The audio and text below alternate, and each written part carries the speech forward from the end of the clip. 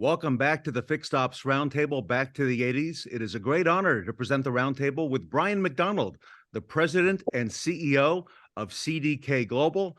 Brian has been a successful executive for a diverse set of companies spanning a 30-year career, including some very well-regarded brands like General Motors, Dell, Hertz, Computer Services Corp, Ally Financial, and Sunoco. Brian, welcome to the Fixed Ops Roundtable. Thanks, Ted. It's great to be here. Kara and I have looked forward to this interview for some time. So congratulations, Brian, on all the success that you and CDK Global are having in the market. Thank you very much. So it's a lot of fun too. All right. So kind of to get things started and set the stage, here we are, middle of the second quarter. And I've got to ask you, based on your depth of experience in the industry, Brian, what's your view on the state of automotive retail, here in the middle of May? Well, look, it's not as good as it was the last couple of years, but it's still relatively good. So I think you have, the last couple of years have been, very good for the retailers. Balance sheets have never been stronger. Inventories are coming back to normalized levels, and sales are moving up. Still at pretty modest levels. I think, in the first quarter, the SAAR was, somewhere around 15 million units, which is pretty mild by historic standards, but it's still pretty healthy in terms of price realization, et cetera. And so I think the industry is in a good place. I think retailers are in a good place in terms of their balance sheets and the financial success they've had the last few years. Wow. And as a young woman who's worked in a dealership for almost 4 years, Brian, I have to ask you, what are your thoughts on the strength of culture in dealerships when it comes to recruiting more women like me and young people in our industry?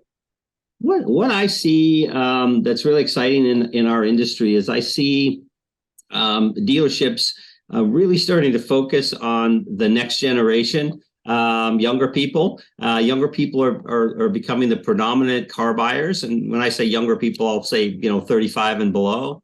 And so I really see dealerships more broadly looking to hire that next generation of talent. I've recently spent some time with a group of students from Northwood at our recent NADA. And when I visit dealerships, I see that demographic changing. I also see a real interest, in particular, around bringing more females and more diversity into dealerships. We at CDK we sponsor fueling.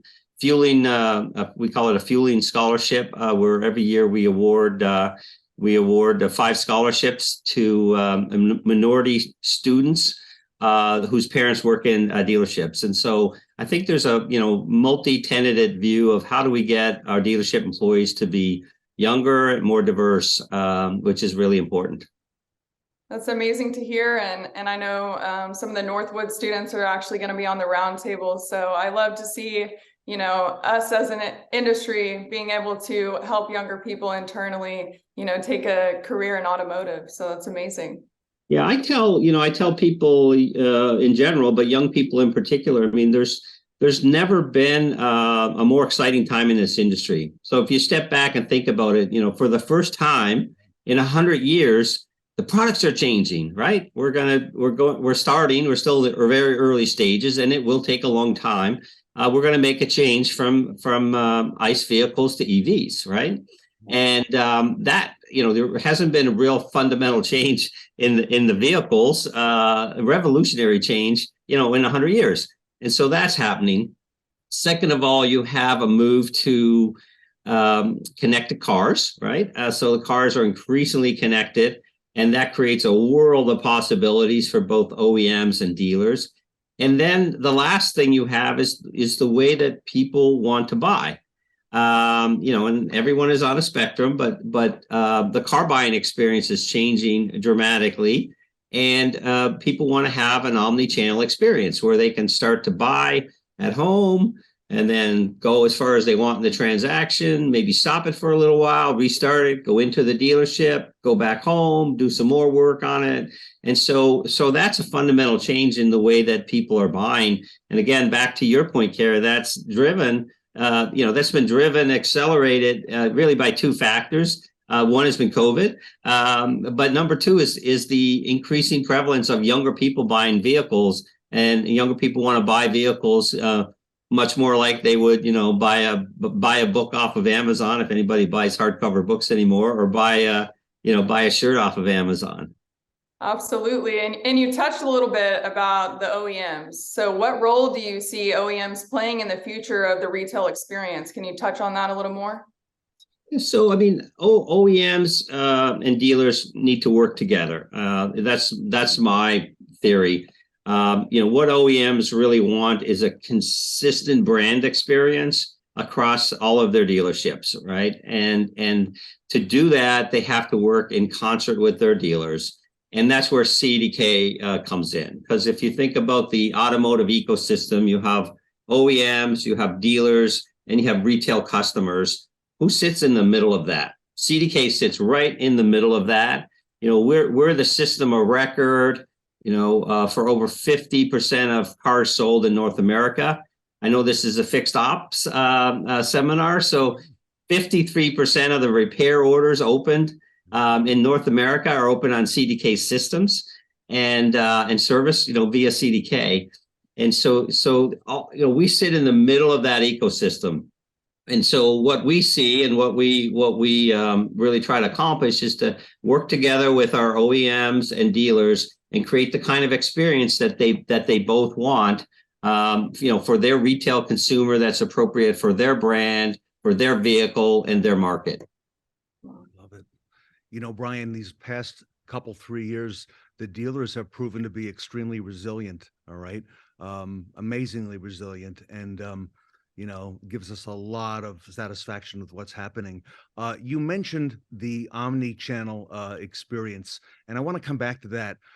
It seems that customers want a more convenient experience, like you mentioned, not only in the car buying process, but now it's worked its over to service and parts. When I went to make a service appointment recently, I did a lot of that online, okay, and did a lot of the pre-work ahead of time. And we're seeing things in the market now like mobile service going to the customer. Tesla's been doing things like that. We see some of the OEMs now have big initiatives on mobile service. And of course, customers are interacting with a device. What are your thoughts on how is that going to play out? Is that going to continue to grow? And, CDK's role in all that as well? Yeah. So I think the most important thing is that, as an industry, whether it's CDK, whether it's dealers, whether it's OEMs, that we meet the consumer where they want to be met, right? And so if a consumer wants to start the car buying experience or the setup for their service appointment from home, we need to facilitate that, and we need to facilitate it as far as they want to go. And back to my earlier comments, having that brand experience that you want. So for example, we just launched in partnership with Toyota, Lexus, what's called SmartPath. So it's our CDK service tool. Again, we open up 53% and close 53% of the ROs in North America, and we've partnered with Toyota to have a white label version of our service tool that meets the needs of the Toyota and Lexus brand. And as you know, those are fantastic brands and with very high brand standards. And so I think that's a really great example of where together working with our dealers and our OEMs, we have a product that's specifically designed to meet their customers the way they want to meet them, meet their dealer needs, and specifically designed for that OEM and their brand and how they want to approach the retail customers. And we're rolling that out now. We're quite excited about it. We've heard great things about that, Brian. And just to follow up, a little more information, if you don't mind. How else is CDK helping those OEMs and dealers be successful, both today and in the future, with the various initiatives and things that you're working on? That market share of 50% plus of all repair orders, that's extremely impressive. Yeah. So first and foremost, on the omni-channel side, we have we have the best digital retailing tool in the market, the highest market share digital retailing tool, known as Roadster. And we work with OEMs to white label that to create, again, the front end of the buying experience that OEM would want, a specific OEM would want, or a specific dealer group would want. And to allow the buying journey to start at home and to create that seamless in-store, out-of-store experience. And so that's kind of the first place where we're helping both OEMs and dealers. Second place is around efficiency. Continuing to modify our system to make in-store dealer processes, and I'm talking about stuff that we often forget about when we talk about the business. Accounting, payables, receivables, back office functions. So we have a big effort on at CDK to make a lot of those processes simpler. For example, we just made our 1099 process very simple. And so why does that matter? Well, dealers, like all other employees, are looking to be more efficient as the economy has, some headwinds to it. We're all having problems hiring and retaining, the right employees. And so that's another factor where if you can get more efficient with your in-store operations, then that helps your cost structure, helps your velocity, et cetera. And then again, in fixed ops, I think we have the richest suite of products in fixed ops, and we continue to evolve that in terms of CDK service and what we're doing to help the fixed ops department. Oh. And to touch back on dealerships in particular, with so much changing in our industry and technology expanding, especially with EV production ramping up, what do you think the future holds for dealership personnel? Well, again, I think it's a great industry, going through a lot of change, obviously. But if I think about CDK, CDK was acquired by Brookfield for $8.5 billion.